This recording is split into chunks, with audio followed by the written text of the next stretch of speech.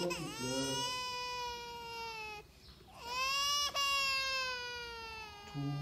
Tout.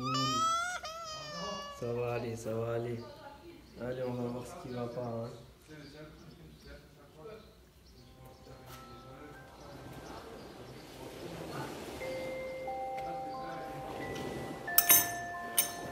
On va régler ça tout de suite.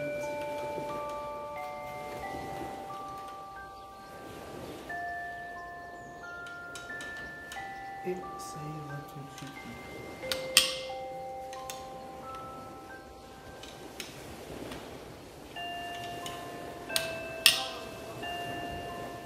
Ça va mieux? Ben, tu vois que ça va mieux quand tu es moins tendu.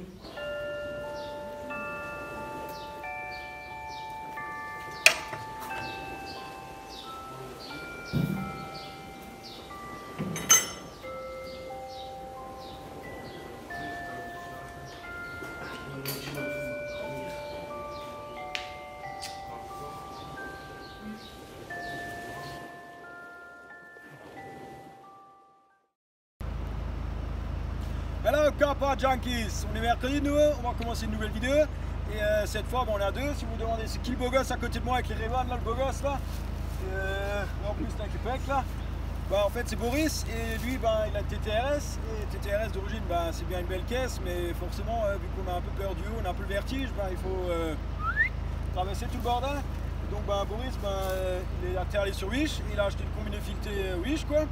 Ah non, c'est des en fait non, c'est des Gap Fat. Du coup, il a acheté il a fait voilà.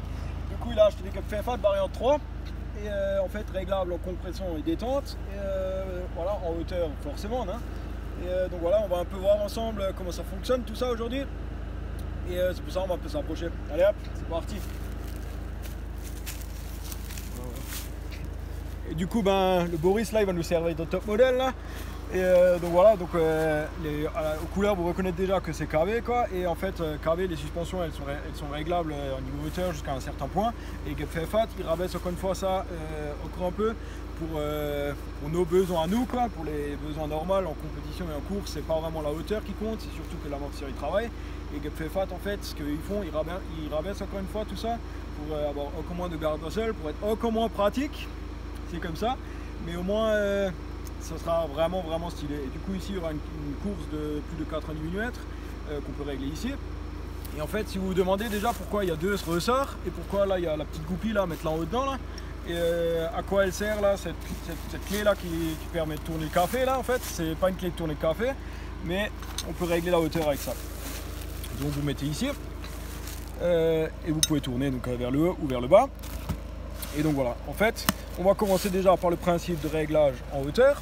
Donc, réglage hauteur, vous demandez déjà, normalement il y a un contre-écrou, il y a un écrou, il y a un contre-écrou. Et en fait, sur la variante 3, maintenant ils sont tous passés sur des cales en plastique, on va dire, et en téflon, oui, le mot, voilà, téflon. Et voilà, donc il n'y a plus de contre-écrou et il n'y a plus de chance de se gripper. Vous connaissez, si vous voulez régler, remonter votre caisse en hiver et que vous frottez partout sur la glace, ben, et vous galérez comme pas deux là, remonter, ben, en fait, ça avec les cales en téflon, vous ferez moins chier et ça bloquera plus. Voilà. Donc pour tous ceux là dehors, ben tout le monde se balade environ ici ou peut-être même ici sur des voitures stock. Et donc déjà KV d'origine sont rabaissés et Gap Fat les rabaisse encore plus. Et du coup on a ça de course pour régler la hauteur. Donc Boris en tant que débutant il va commencer ici. Et au bout d'une semaine, il aura le cul, il va terminer ici. Mais il veut pas écouter, on lui dit tout de suite de mettre ici, mais non, ouais, tu sais, je veux d'abord essayer. Au final, il finira quand même ici, on le connaît tous. On a tous dit ça au début, non, non, t'inquiète, je veux que ça reste roulable et ainsi de suite. Et au final, bah, on termine ici. Et puis c'est de la merde, tu passes plus du tout, mais au moins c'est classe. Voilà. Donc, on a bien vu le principe de réglage. Donc, si on baisse ici, niveau filetage, l'amortisseur le bas va remonter. Et en fait, ce qui change aussi, c'est la précharge du ressort. Voilà. Donc il y a des ressorts qui permettent de régler, encore une fois, avec un filetage séparé, ce qui permet de garder toujours la tension du ressort pareil, ou comme ici, une voiture qui passe, comme ici, on peut régler la précharge du ressort et la hauteur de voiture avec ça. Voilà. Donc ça c'est la première chose. Et du coup en fait le Boris, vu qu'il a fait, en fait ben, il s'est permis les variantes 3, et les variantes 3 elles sont réglables en compression et en détente. Ça veut dire quoi, compression détente? Donc la compression, ça permet de régler la vitesse, à quelle vitesse le ressort peut se comprimer et à quelle vitesse elle peut se détendre la suspension. Donc ça c'est la détente, compression et détente. Voilà, c'est ce qui permet de régler en fait vraiment une bonne conduite, donc pas qu'elle tape trop vite ou qu'elle sort trop vite. Donc ça permet de régler vraiment à nos besoins et selon le véhicule spécial. Et selon l'usage aussi, il va rouler plus circuit, l'autre il va rouler plus route, il va rouler plus mou, l'autre il va rouler plus dur. Et là, vous avez vu à l'instant aussi des graduations.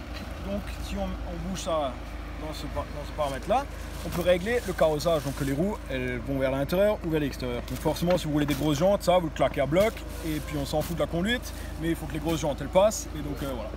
Ce qu'on va voir sur la TTRS, il va sûrement rouler avec du 9 par 20, donc il va falloir caler ça à bloc pour que ça passe dans les ailes, et puis voilà. Donc ça c'était pour les KV variant 3. Et en même temps il y a encore la question qui revient souvent, pourquoi il y a deux ressorts, pourquoi il y a un ressort grand et un ressort petit. Le ressort petit c'est sûrement pour les petits trous et les ressorts gros c'est pour les gros trous. Ben non, en fait non. Justement le problème c'est qu'en fait on roule au maximum bas. Tout ça là, le ressort ben, il va se balader là-dedans, donc si maintenant on descend ça vers le bas, tout ça là, le ressort, s'il n'y aurait pas celui-là, il irait bien sûr jusqu'ici, mais on irait le détendre. Quand on baisse ici, on irait le détendre, donc le ressort bleu. Donc quand la roue, elle irait vers le bas, quand il y a un trou, la roue elle va vers le bas, et le ressort, ben, il ferait bleu là-dedans, donc il se baladerait. Et pour éviter justement que l'amortisseur se balade, on met un ressort de précharge pour garder l'amortisseur bien en place et pour pas qu'il se bouge. Évidemment, si vous roulez ici, donc en version débutant quoi, il aura assez de précharge l'amortisseur et donc il ne se baladera pas. Mais vu que nous on roule toujours ici, ben voilà, il faut éviter que le ressort se trimballe partout, et donc voilà. Donc tout ça c'était pour la différence entre une suspension Wish quoi et une suspension, une vraie suspension de KV, OHR ou Bilstein ou ainsi de suite, comme tout le monde le font. Et puis voilà, vous avez vu les différences, et franchement la conduite ça change complètement. Après il y a des marques, je ne veux pas juger aucune marque, hein. Pour ça je cite pas de marque, mais voilà, ça vaut vraiment la peine de mettre un certain budget de départ, pas forcément une variante 3 ou n'importe quoi, mais d'aller sur une marque un peu plus premium quand même si que ce soit ST ou que ce soit voilà. Ça permet d'avoir quand même une autre conduite qu'une course de réglage beaucoup plus petite. Donc on va dire par exemple les suspensions.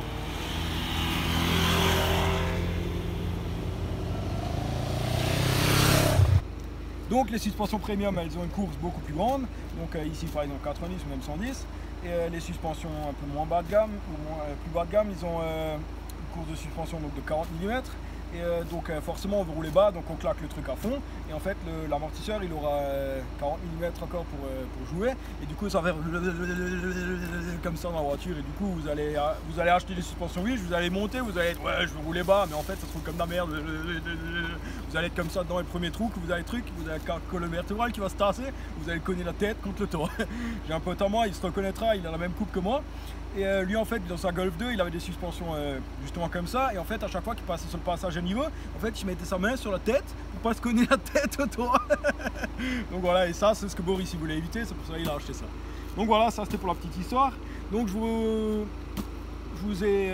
j'espère vous avoir expliqué un peu tout le principe de fonctionnement d'une vraie suspension, les différences un peu entre les différentes suspensions. Et voilà, donc j'espère que cette vidéo vous a plu. Cette fois en plein air, pour une fois qu'on a le soleil parmi nous, après cette longue durée. Voilà, j'espère que le top modèle vous a plu là aussi. Je vous mets le 06 de lui dans les commentaires, hein, comme ça voilà, il n'y a pas de débat, vas-y, ainsi de suite, comme la dernière fois déjà, c'est bon. Donc voilà, je vous mets tout de suite son numéro en commentaire et son Insta, et comme ça vous démerdez avec lui, et puis voilà. Allez hop, je vous souhaite à tous la bonne route, et puis hop, ciao.